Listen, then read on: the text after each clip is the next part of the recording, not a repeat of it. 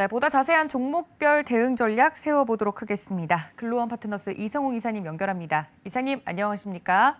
네, 안녕하세요. 네, 반갑습니다. 첫 번째 질문부터 드리도록 하겠습니다.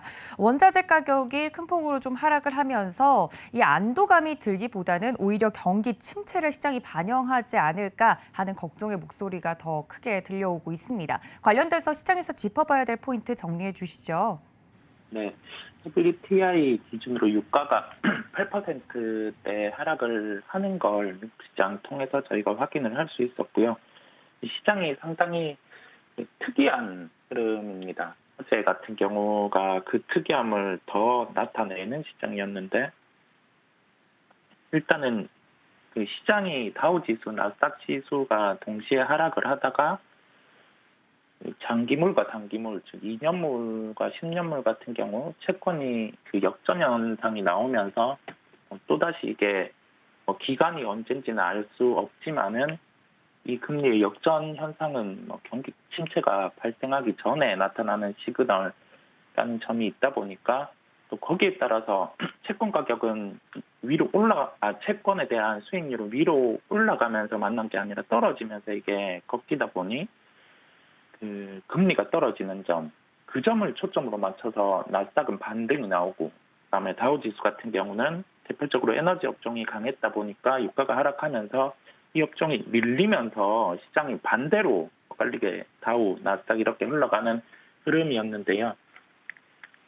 통상적인 반응보다는 시장이 그냥 시장의 방향이 원하는 대로 데이터를 해석하고 흘러가는 것 같습니다. 아주 좀 특이한 시장이 연속되고 있고, 여기에서 저희가 생각할 건 이 유가 하락 자체가 과연 경기 침체를 반영을 하는가, 그 여부보다는 주가가 모든 걸 빠르게 반영을 한 모습입니다.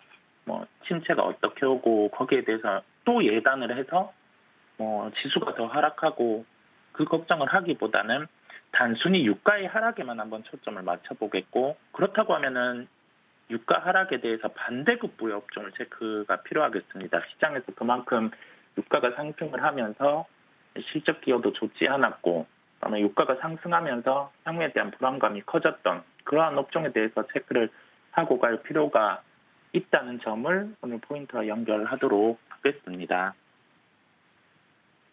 네, 유가가 급락했다라는 소식 앞서서 좀 전달을 해드렸는데 이렇게 원자재 가격 하락과 더불어서 저희가 짚어볼 만한 오늘의 특징주 어떤 종목일까요?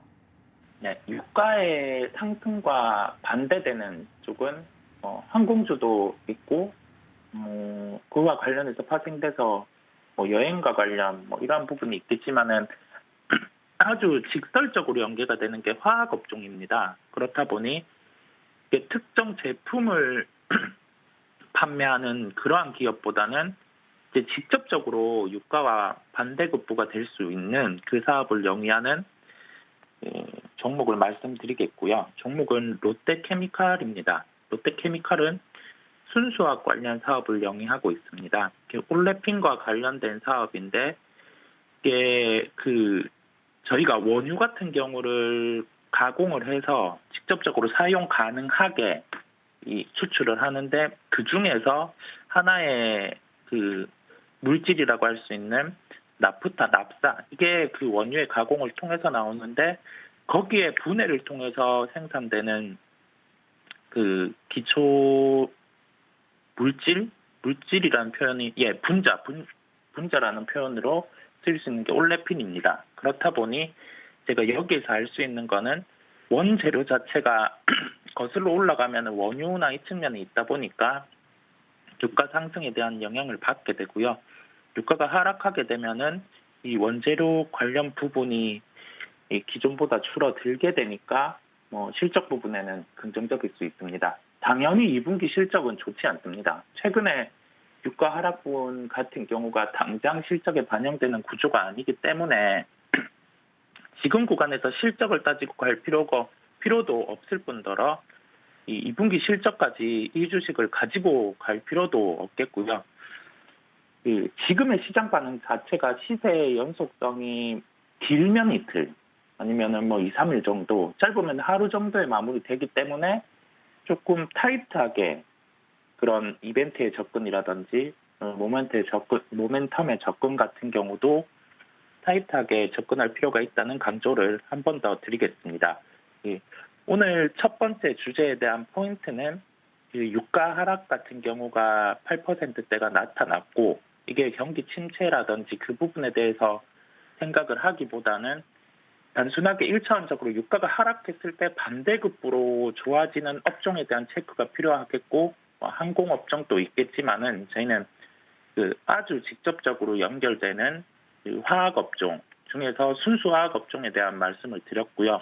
그 중에서 롯데케미칼이라는 종목이 접근이 가능하다는 점, 가격적으로는 18만 원대 초반부터 접근 가능하다는 결론이겠습니다. 네, 국제 유가 관련돼서 굉장히 큰 변동성을 보여주고 있는데 관련돼서 직접적으로 영향을 받을 수 있는 화학업종 그 안에서도 오늘 첫 번째 특징주 롯데케미칼 이야기를 해드렸습니다. 18만 원 선 접근이 가능하다고 접근 가격까지 좀 이야기를 해드렸고요. 2분기 실적을 보고 접근하는 종목은 아니고 관련돼서 유가와 관련된 내용들이 영향을 받을 수 있는 종목으로 설명을 드렸으니까 여러분들 이 체크 포인트들까지 챙겨가 주시면 좋을 것 같습니다. 자, 두 번째 이슈로 좀 넘어가 보도록 하겠습니다. 간밤에 뉴욕 증시 혼조세로 마감이 됐는데요.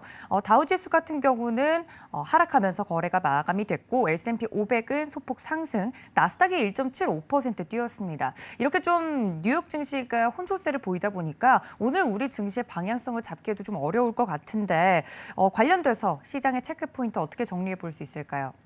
네, 원유의 가격, 유가의 가격 방향성과 그다음에 시장의 반응이 극명하게 엇갈리는 시장이었고요. 미국 시장을 두 부분 다 제가 말씀을 드리는 이유가 어제 시장의 반응이 상당히 특이했었고 이 부분 자체가 하나의 시장의 방향키가 연속된다고 하면은 지금의 에너지 업종 같은 경우는 추가로 조정이 나타날 수 있다는 점, 그리고 그 업종 안에서 반대급부로 강한 쪽을 저희가 체크를 해 봐야 됩니다. 어제 강했던 업종은 성장주군이었고 대형 전기전자 업종의 반등이 나타났었습니다. 그렇다 보니 이 에너지 업종군과 그 기술주 성향, 성장주 성향의 종목들 같은 경우가 반대로 흘러가는 게 지속된다고 하면은 우리나라 시장에서 또 오지 않던 종목들을 다시금 봐야 되는 그런 구간이다 보니까 말씀을 드리게 됐고요. 어제 시장이 연속되는지 여부를 우리나라 시장에 대입해서 그다음에 내일의 미국 시장에 대입해서 그 부분의 포인트, 에너지 업종의 약세와 성장주 부분의 강세를 대입해서 시장 하루 이틀 더 살펴볼 필요가 있다는 점을 말씀드리면서 오늘 우리나라 시장에서 이러한 현상과 함께 바라볼 만한 종목까지 함께 말씀드리겠습니다. 네, 관련돼서 살펴볼 특징주 어떤 종목일까요? 네, 관련주는 네이버입니다. 카카오 네이버 많이 얘기도 있었고 실적 같은 경우를 대입해 보면 아직 비싼 구간입니다.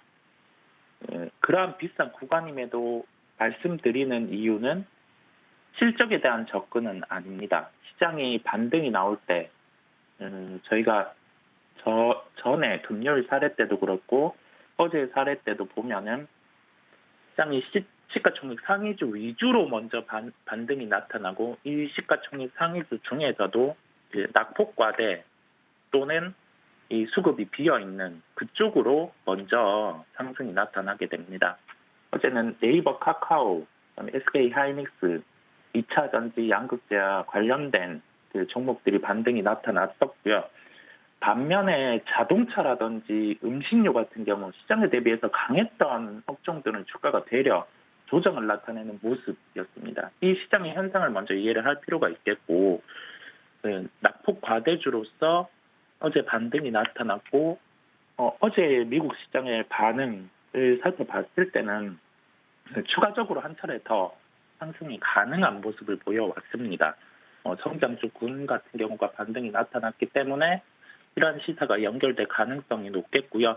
저희가 그런 점을 감안했을 때 가격적으로는 23만 원 중반에 접근 가능하다는 말씀을 드리겠습니다. 이 가격 같은 경우 접근을 했다가 그 시장의 상황이 연속되지 않으면 매도 대응을 해야 되고요. 그다음에 그 손절 라인 같은 경우도 아주 타이트하게 5% 이내로는 꼭 접근을 해야 된다는 점 강조드리겠습니다. 왜냐하면 시장의 흐름 자체가 아직 뚜렷하게 뭐 바닥에 대한 시그널이 명확하게 파악이 안 된 상황이기도 하고 종목들 같은 경우 시세의 연속성이 낮기 때문에 그 손절에 대한 기준은 명확하게 지키고 접근해야 된다는 점 말씀드렸습니다.